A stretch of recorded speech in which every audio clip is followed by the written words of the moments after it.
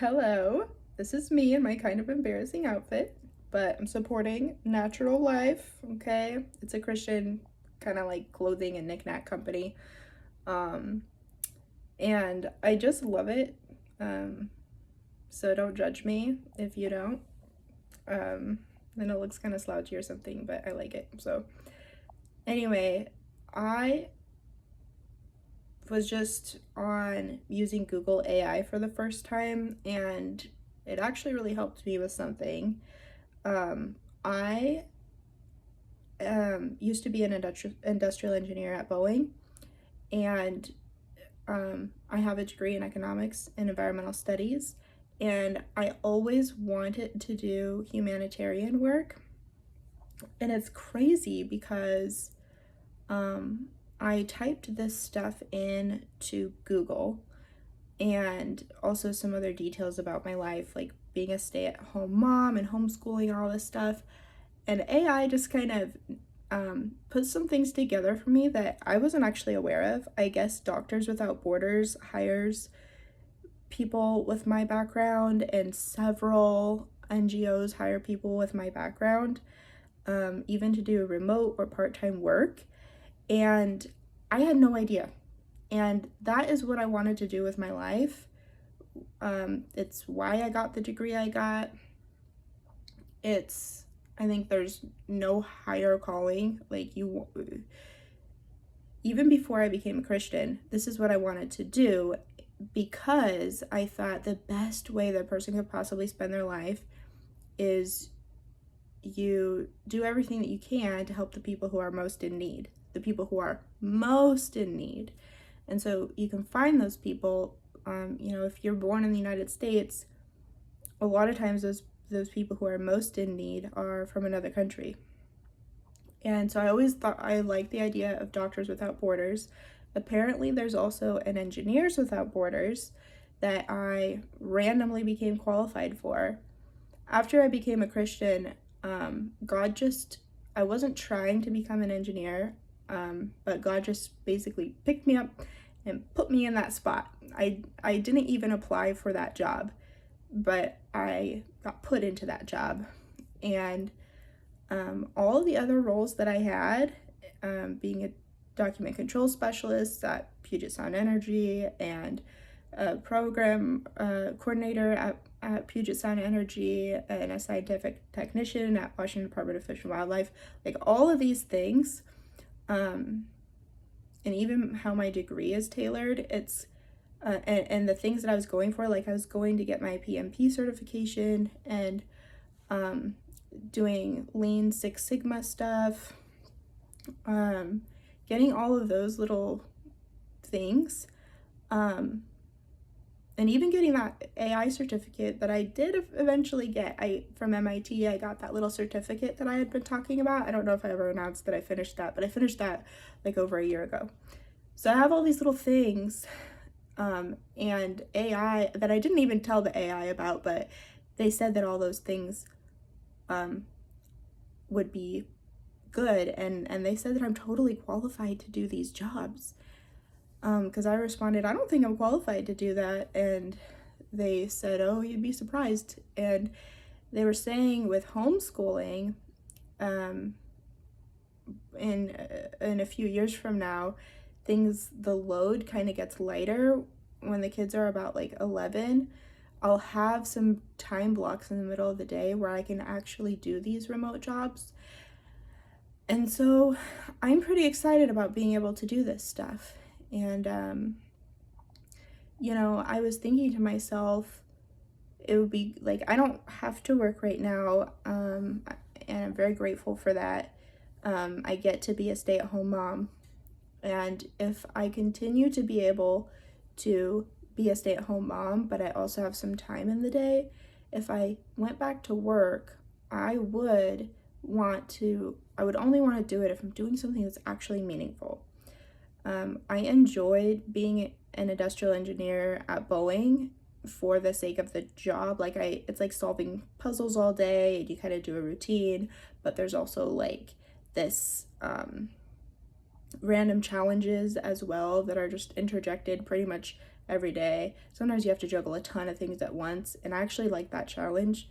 I didn't really like, though, if I am going to stress about something and I am going to like win a game and I'm going to put effort into it and spend basically my whole life on it, because when you spend 8 hours a day at work, to me that's exhausting, and that really just takes the entire day, because then I spend the rest of the day resting.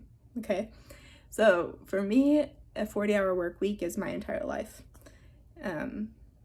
And so I said, if I'm going to go back to work, I want it to be for something meaningful.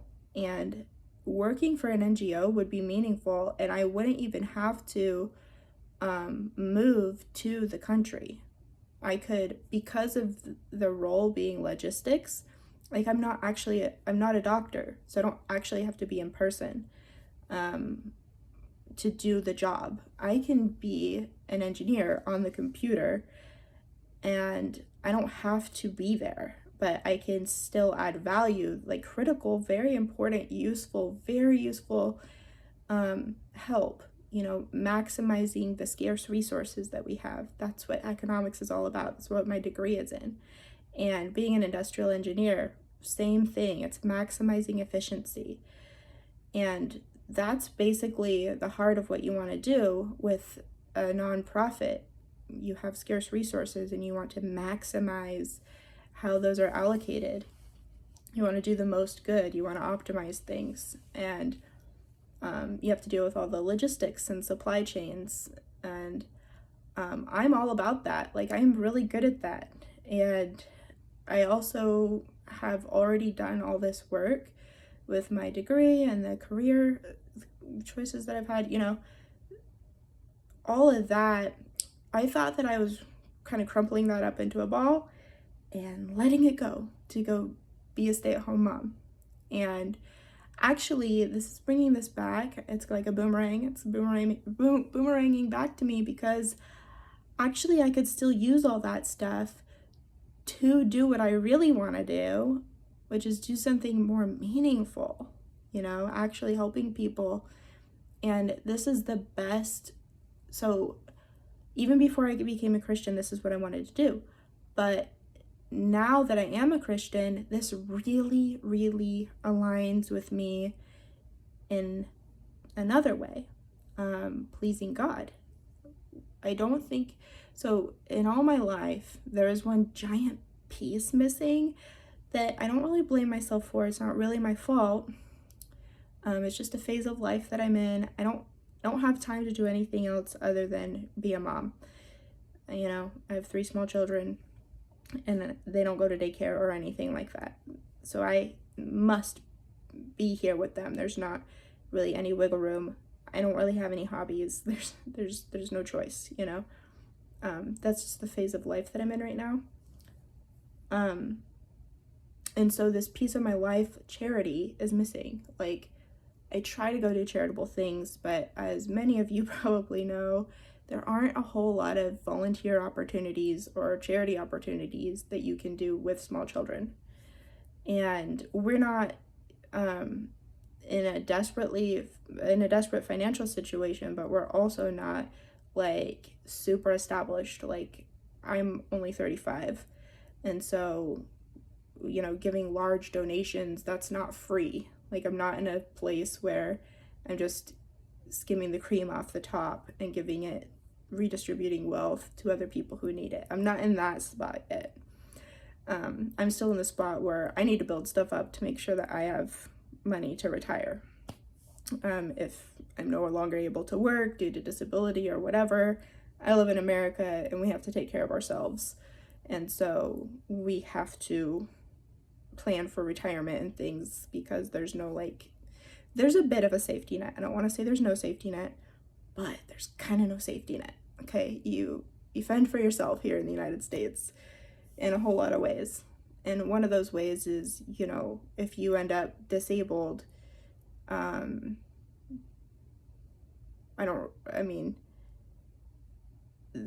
amount of money you have to live on is really, really small. It's not comfortable. It's, I'm not sure how people I'm not sure how people deal with that. So anyway, point is, I'm not in a position to just give away tons of money.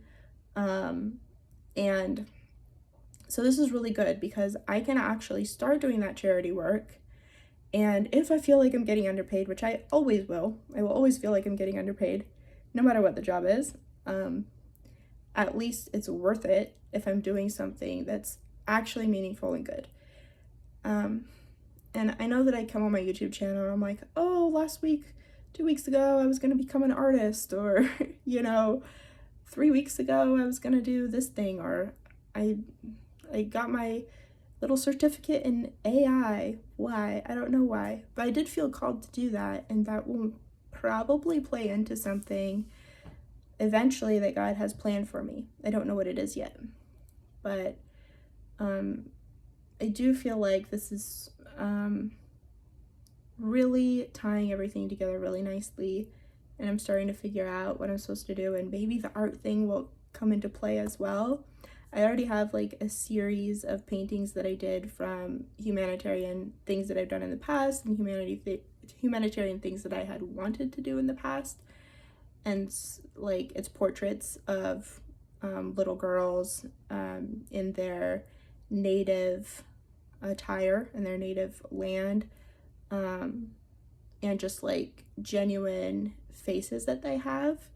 They're not smiling, but like in one of the paintings the girl is pensive. I mean, they're all pensive because children in those situations have so much more to think about, and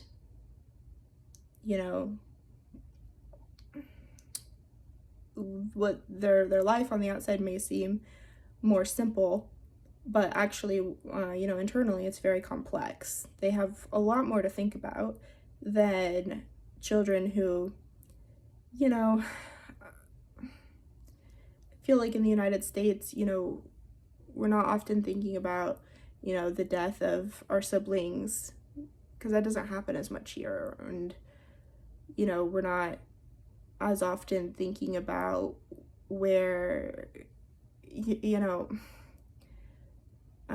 food scarcity and war and other traumas along those lines. We don't experience that as often here in the United States. So I did all these paintings with girls from these countries with more of a pensive look, because it just shows something real and genuine, and it's just an appreciation, the humanity of that. There's beauty in suffering. It's almost like without suffering, life would be kind of meaningless. It's like there's some depth there. There's some very underrated depth there that I tried to capture and that I just find captivating. So anyway, maybe the art will someday play back into this.